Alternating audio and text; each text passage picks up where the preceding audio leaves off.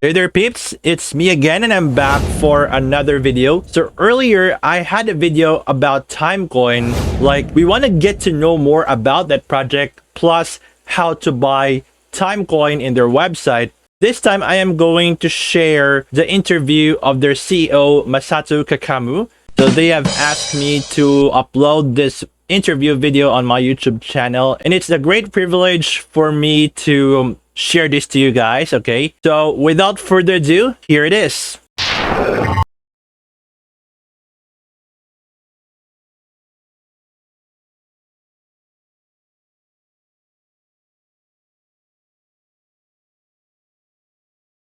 My name is Masato Kakamu.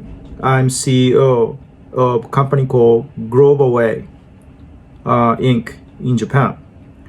This company I founded about 17 years ago, back year 2004. Global Way is internet company. We do B2C, business to consumer, and B2B, business to business, and C2C, consumer to consumer internet businesses. And that business is successful. We went public back in 2016, and we have employee more than 100, and we are doing well in Japan. We came up with a blockchain project idea about running skill sharing type of sharing economy platform called Time Ticket. We want to decentralize this time ticket, but I thought sharing economy market itself has a lot of problem, not only skill sharing side. It's basically a big company dominate the market, and the small players cannot survive, and then they take a lot of fee from users, and then all the data, trading histories and review data are kept in the particular marketplace. And so user cannot export their trading histories and review data. So they're kind of locked in to the particular application. We are thinking to decentralize the centralized system to decentralized sharing economy protocol. That's why we started the project called TimeCoinProtocol. And then there are some regulations in Japan. It was difficult for us to issue token and sell token and trade token in Japan because Global Way is a listed company in Japan. So we did a lot of studies, and then we thought Zug in Switzerland is the best place for us to start the business. That's why we set up a company in Switzerland. It's called Time Ticket Genhar, is a company name. And then the Time Ticket Genhar, our Switzerland subsidiary, runs this blockchain project. So TimeCoin Protocol is decentralized sharing economy platform. Even though we create the best decentralized sharing economy protocol, it is difficult for third-party application providers to build the app and keep business running. Why? Because it costs too much money to acquire users. By running internet business for a long time, and we know user acquisition costs, try to maintain active users are very difficult and costly. So what we are thinking is we also ourselves need to create some DApps to acquire enough active users. So third-party DApp providers can get benefit out of it. We have Time Ticket, which generates several $1 million revenue every year, and then our business has grown like more than 30 times over 3 years. And we have 400,000 users right now, and we want to export user data, of course under user permission, to the protocol side in the future. Also, we are going to build another skill sharing DApp running on TimeCoin protocol, like Time Ticket. for international versions like Chinese, Hindi, and English.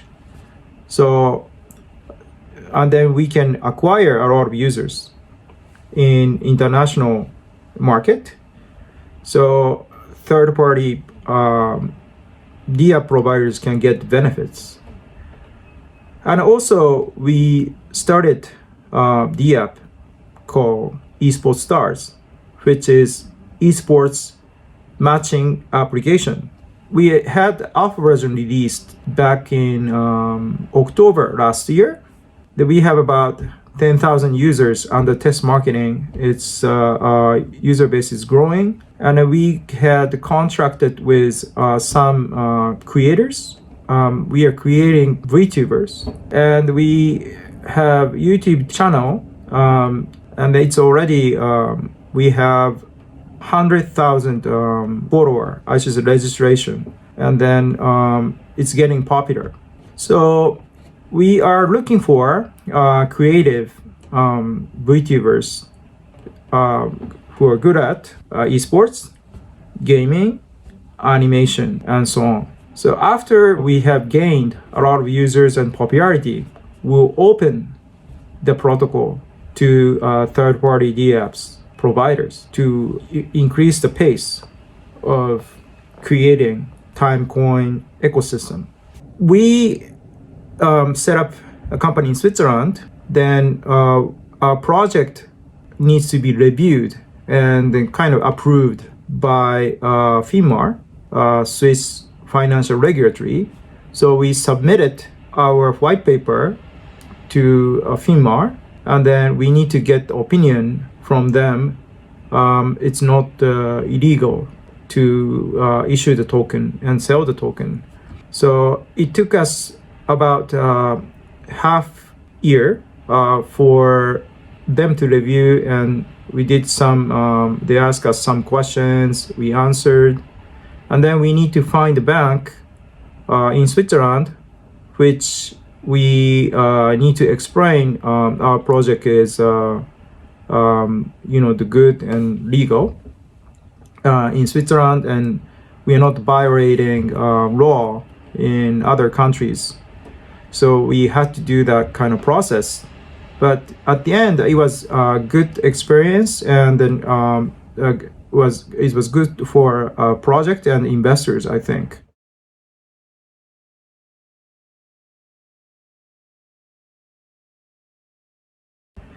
esportsstars is matching platform. We want to be a esports platform. We define creator as esports professional player, game item creators, YouTuber, and VTubers. So they can sell the services like playing games, selling goods, selling game-related items which can be used and trade on various games. So investor can purchase the services from them. So the platform is a matching platform where people can trade the services and the goods. NFT comes into play to make sure the variable items which creators create can be traded safely and maintain the value itself whenever it is used and traded. So we can create the place where creators can make sure their digital items can be traded safely, and then there is no fraud. They can make sure the copyright. So that's one thing. DeFi comes into play as well. So usually creators put the contents on, for example, YouTube, or they create items. So middleman takes a lot of money from them. And so we want to create a place where we charge a little bit of fee. That's where fan can cheer for creators they love. It's like a tipping or it's called super chatting. So usually platformer like a YouTube charge like 50% or maybe more when fan super chat or tipping to the creator. But we try to replace that system where they can earn. So creator and the both, I should say fan, supporter, defines a supporter, maybe we should say sponsor, can get extra token. They can earn the token when they do the super chat or tipping. It works like a staking. When a fan likes the particular creator, so you do the staking like a super chat. So deposit to the particular creator. Particular creator that they cannot withdraw that token. It belongs to the supporter, a fan. The creator needs to do some activities to increase their popularity. We are creating a metrics to calculate how much extra token they can earn. After the calculation, extra token will be pooled to the certain creator. So the creator can get 50% of earned token, and then supporter also can get the 50%. So both can get the benefit by creator activity-based DeFi. We say creator activity-based DeFi. So more people post the videos, they sell the services, and the fan also can get benefit besides purchasing services and goods. It's like a gaming. It's fun, and then you can kind of study who will be the good creator to invest, and the creator can get the 50% of the earned token, and then you can also get 50%. So which is great. You're helping creator to do more activities, and then you can also get benefit out of it. Of course, if you want to switch the creator who want to cheer for, of course you can do that all the time. That's the strategy we'll take. So that kind of matching platform. And also, anybody can start the tournament without technical knowledge. They can manage the tournaments. They can find the sponsors like a corporates. They can find the fans to participate. So a lot of esports professional teams, they work very hard to earn revenue from corporation. It's very difficult to do. So we try to create a place where professional team can find the fan, attract a lot of fan to participate their events. Usually, esports tournament. When they organize the esports tournament and they need a sponsor, and the fan will participate, a lot of time there are prizes, and then esports team can sell their t-shirt or goods, their team related goods. So that will be ideal. So esports market is governed and ruled esports gaming company. So I think we can create a place where it's more user-based, the platform, where people can freely trade the items and services using blockchain technology and token economics. That's what I'm aiming for. And then same idea applies for other DApps, which will be opened to third parties.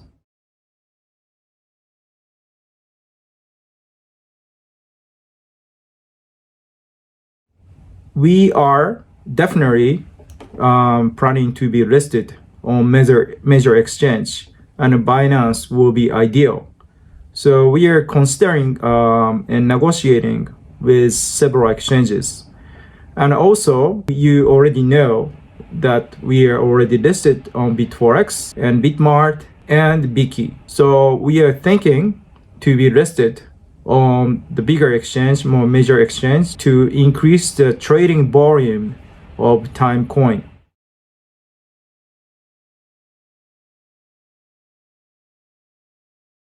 I think we have partial competitors. There are some projects, they do decentralized sharing economy protocol, and then there are some esports or animation related the project I've seen.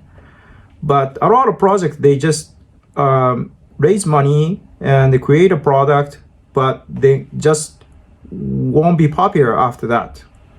Why? Because they raise money and they make product, but they're not thinking very hard about how to run the business. Unless they get return, they cannot continuously run the business. So I think it's very important for the project to think very hard how to create healthy token economics and the business itself, and then try to make it as decentralized as possible as technology adopts. So I think it's a great if we can decentralize everything, and then in a business logic and all that. But if it just costs us like 5 times to do it, and then it's just slow or it's not reliable, maybe it's not the good point. It's not a good idea for us to decentralize every single thing on the protocol. So most important thing is if we raise money from investors, and we need to make sure our protocol works fine, and then it's a lot of people get the benefit for long time. So I think we don't have a strong competitor in the market, and then it's much more important for us to focus and make sure users are happy, and then they keep using our protocol, and the investors also happy as well. Then third-party DApp providers come in, and then they can create the ecosystem for us, and then it works in globally. So, and also the DApp we create, it's kind of new idea. Esports is a new market. There is no esports matching platform exist, so there is no huge leader in the market. In even centralized market, it's a new market. So we need to create marketplace where we can utilize blockchain technology, and also like NFT and DeFi type of the functionalities, to make sure you have a edge over the existing players. So I think that's most important thing. So we have track record as well. Time Ticket already has 400,000 users and growing very fast. Time Ticket generating several $1 million revenue, and then it's going to grow very quickly. We have esportsstars. Alpha version is released about 5 months ago. We have more than 10,000 users, and then if we add more games, and then we are planning to add actually like more over 1,000 games, and also we want to add more than 30 languages. Then we built the functionality for the people can easily manage the tournaments, and the people can trade the goods and services. And I think it's going to be a huge hit in global market.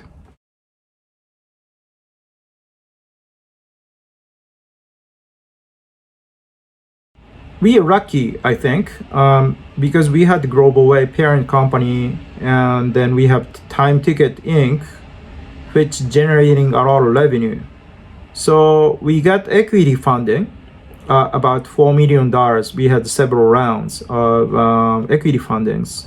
So we use the part of equity fund to invest in our blockchain project. So we, even though we issued a token and then went for IEO, we did not need to sell our token prior to IEO. Token holders are Global Way, Time Ticket Inc., and executive and employee and some advisors. So we don't have investors yet. That is why we decided to go IEO for more of a marketing purpose. We wanted the people to know our project and what the TimeCoin protocol is. So we set up TimeCoin, one TimeCoin as $1.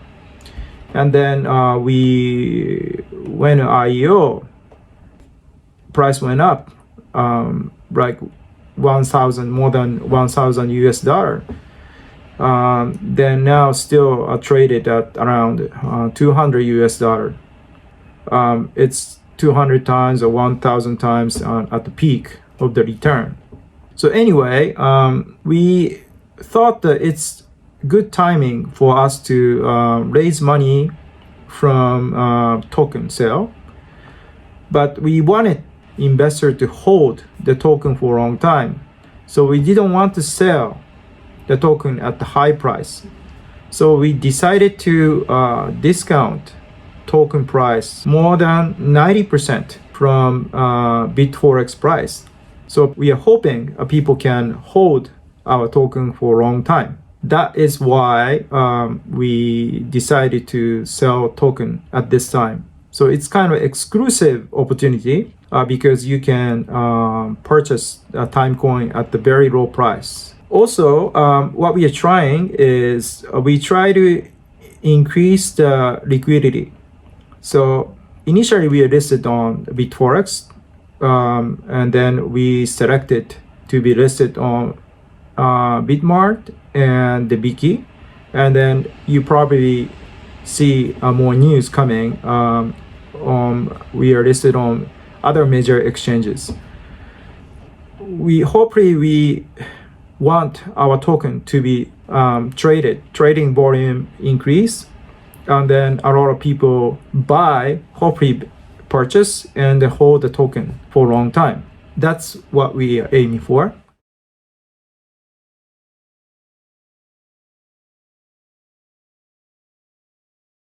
What we need to do is we need to enhance esportsstars functionalities aggressively. Okay, so there are a lot of things to do. We need to enhance the tournament management, the system, which right now it just works with a certain SNS, but we need to do more like web-based, like WeChat, Line, WhatsApp, and a lot of application integration we need to do so people can choose what SNS can be integrated with their tournament. And then also we need to track down who win which tournaments and how much money they earn, and then we need to rank them how strong they are in each game. So it's kind of fun to see and who is strong and who is winning and so on. And then that's the first thing we do. And also we need to build the matching part. So we need to enhance the profile parts, and the people can trade the service and the goods. And then along with these things, we need to build DeFi and NFT functionalities.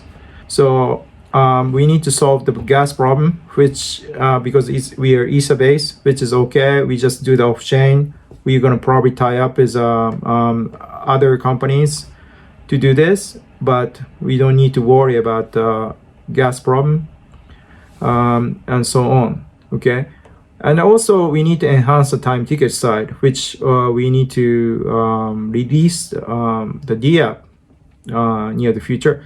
So because time ticket already had 400,000 users, so it's easier for us to leverage the user base as well. And then we need to tie up with, actually contract with a lot of YouTubers and VTubers.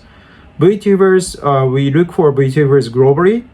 Our focus language is English and Hindi, Portuguese, Spanish, and Arabic, and of course Chinese. These languages are very important. Of course, because we are a Japan-based company, we do some Japanese VTuber, but international market is very important. So we are looking for a lot of VTubers who like to play the games, good at the games, esports, the animation, and so on. So we need to do that.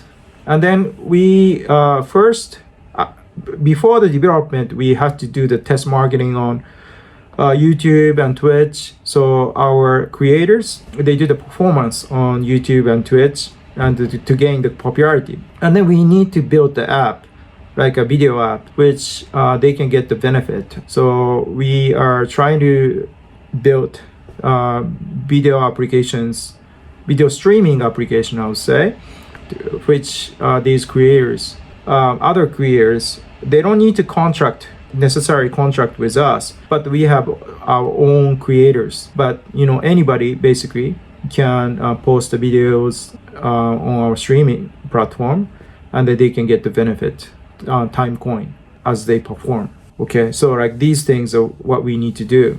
We are aiming for the 1 million users. We need to hit 1 million users as soon as possible after the token sale. It might take some time, but we need to do it soon, so we can leverage the revenue and the business track records to do more things.